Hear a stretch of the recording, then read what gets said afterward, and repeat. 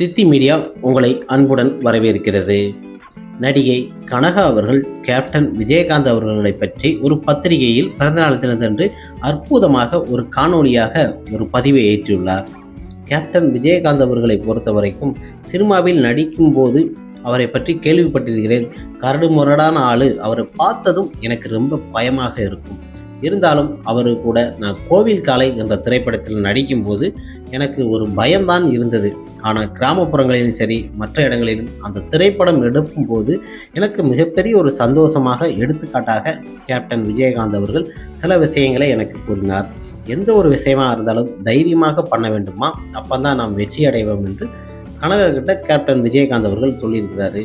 Captain Vijayakanth அவர்கள் சொன்ன வார்த்தையில் கனகா அவர்களும் சினிமா துறையில் பல விஷயங்களை சாதித்து வந்தவர் தான். 80-90 காலகட்டத்தில் நல்ல ஒரு நடிகையாக இருந்த கனகா அவர்கள் கேப்டனுடன் அந்த திரைப்படம் நடித்ததிலிருந்து பல திரைப்படங்களில், நான் வெற்றி திரைப்படங்களில் நிறைய படங்கள் நடிச்சிருக்கேன். கேப்டனுடன் 2-3 திரைப்படங்கள் நடிச்சிருந்தாலும் எனக்கு மிகப்பெரிய ஒரு சந்தோஷம், ஒரு புத்துணர்ச்சியாக, ஒரு தைரியத்தை ஊட்டியவர் கேப்டன் விஜயகாந்த் அவர்கள் தான்.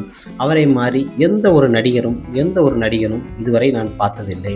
அதனால் கேப்டன் விஜயகாந்த் அவர்களை எனக்கு மிகவும் ரொம்ப பிடிக்கும் என்று ஒரு பத்திரிகையில் கேப்டன் பிறந்தநாள் தினத்தன்று அற்புதமாக பல்லாண்டு வாழ வேண்டும் என ஒரு சிறப்பான பேட்டி கனகா கொடுத்துள்ளார்.